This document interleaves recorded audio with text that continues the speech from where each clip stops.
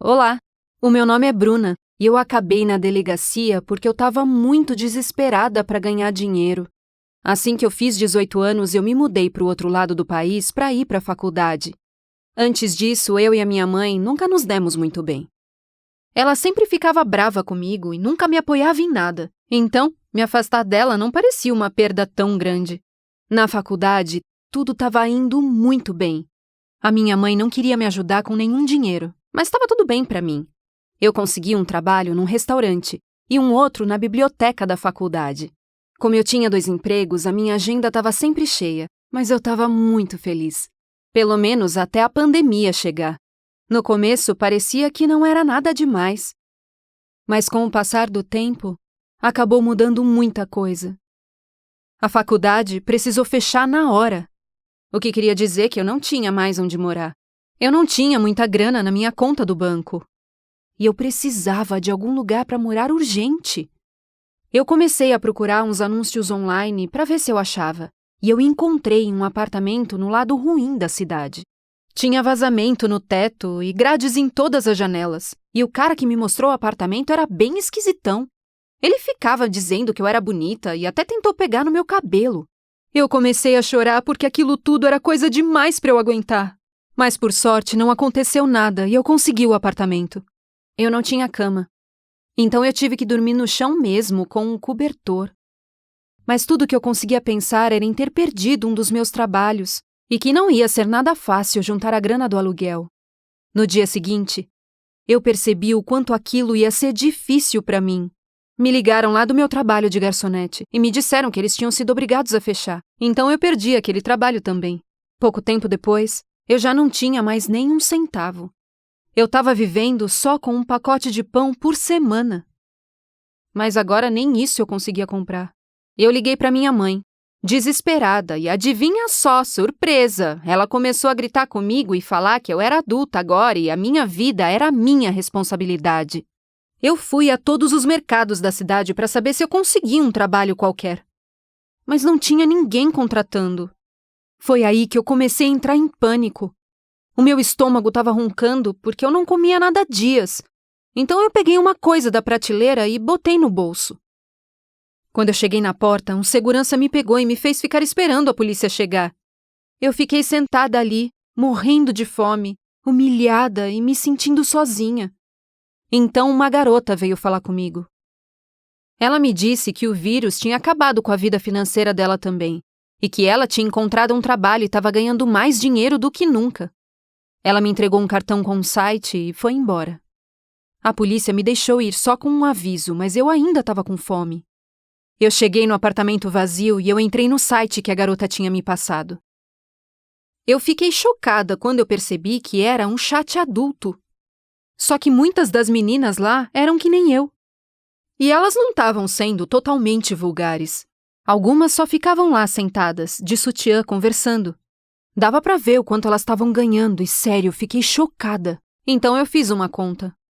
No começo eu escondi o meu rosto e eu ficava de lingerie, conversando.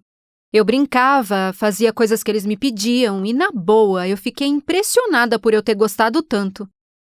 Eu fiquei ainda mais impressionada quando eu vi o quanto eu tinha ganhado naquela noite. Aí eu comecei a fazer isso todas as noites e ganhei muitos seguidores.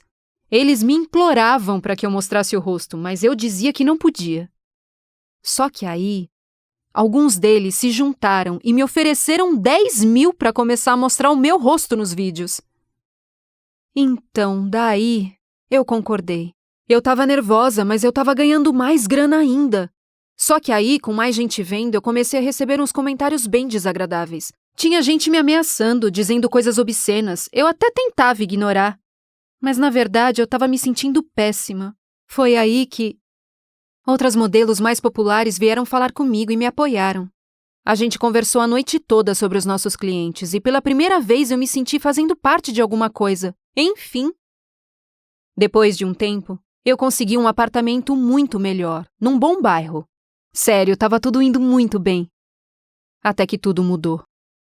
Um dia eu acordei e dei de cara com as minhas redes sociais cheias de mensagens de pessoas da minha cidade. Elas estavam me chamando de tudo quanto é nome. As pessoas estavam compartilhando fotos minhas seminuas. Algumas pessoas até desenhavam coisas nojentas nas minhas fotos. Foi aí que eu olhei e percebi que a minha família toda tinha me excluído. O meu mundo virou de cabeça para baixo. Eu tentei ligar para minha mãe, só que sempre caía direto na caixa postal. Aquilo era o fim da nossa relação, só podia ser. Naquele dia, eu fiquei o tempo todo na cama, chorando. Uma das meninas veio me procurar, e quando eu contei o que tinha rolado, ela ficou conversando comigo por horas para me acalmar. E aí, eu vi o post que a minha mãe tinha feito. Ela me deserdou publicamente. Disse para a família toda que eu era uma preguiçosa e que precisava de ajuda profissional. Ela escreveu coisas horríveis sobre como ela queria que eu nunca tivesse nascido e como eu estava desonrando o nome da família. Acabou comigo. Depois eu ouvi uma batida forte na porta de casa. Eu fiquei com medo que um dos seguidores tivesse achado o meu endereço. Mas quando a porta abriu, eu vi que eram policiais. Eles me algemaram e me arrastaram para fora de casa. Eu comecei a gritar e a chorar. Eu não fazia ideia do que estava acontecendo. Eles nem me falaram porque eu estava sendo presa. Eles ficaram me encarando o caminho todo até chegar na delegacia. E quando a gente chegou, eles me disseram que eu fui presa pela mais antiga profissão. Eles receberam uma denúncia da minha mãe. Eu fiquei chocada. A minha mãe tinha me denunciado para a polícia por uma coisa que eu nem estava fazendo. Eu expliquei tudo para eles e até mostrei a minha página. Eles reviraram os olhos e praticamente me jogaram para fora da delegacia. Até me disseram para eu arrumar um emprego de verdade. Eu voltei para casa chorando. Eu tinha sido presa, perdi a minha família e perdi o respeito de todos da minha cidade, tudo num dia só. Eu não sabia mais o que fazer. Então eu liguei a minha câmera e abri a sala do chat. Eu disse a eles o que tinha acontecido. E todo mundo foi super legal. Naquela noite eu fiquei pensando em tudo que a minha mãe já tinha feito comigo. A minha vida toda ela foi uma narcisista que só me rejeitava quando eu precisava dela. Uma pessoa que xingava e ficava se fazendo de vítima. Enquanto eu pensava nisso, bateram na minha porta de novo. Eu abri e vi que era a Ofélia, aquela garota que tinha me ajudado. A gente ficou conversando por muitas horas e ela me disse que era melhor eu fazer terapia. Ela até me ajudou a procurar por terapeutas na região. Eu continuei fazendo aquilo por mais algum tempo. Eu sabia que aquilo não era para sempre, então eu sempre fiquei de olho em outras oportunidades. Aí então teve um dia que a Ofélia ligou para mim e me ofereceu um trabalho numa empresa de mídia social onde ela tinha acabado de entrar. E logo eu já estava trabalhando para um aplicativo de rede social popular. Eu fiz o trabalho artístico, escrevi e-mails, liderei campanhas e eu me senti muito respeitada. E em pouco tempo, eu já tinha me tornado gerente da empresa com a Ofélia. Eu já tô com grana para um apartamento e eu tô muito orgulhosa. Mas, infelizmente, o meu passado fica voltando para me assombrar.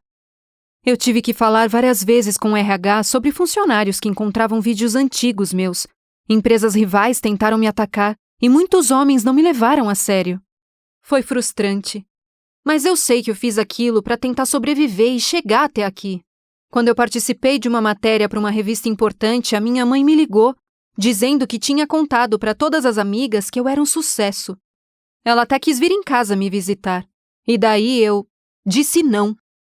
Eu demorei um tempo, mas eu percebi que o meu sucesso não deveria ditar como as pessoas me tratam.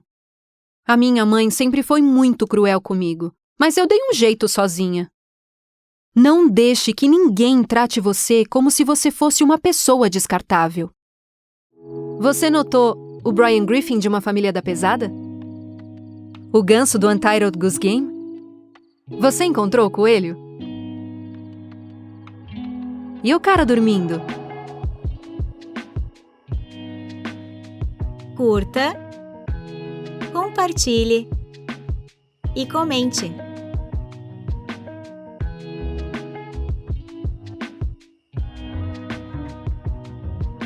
Obrigada por assistir.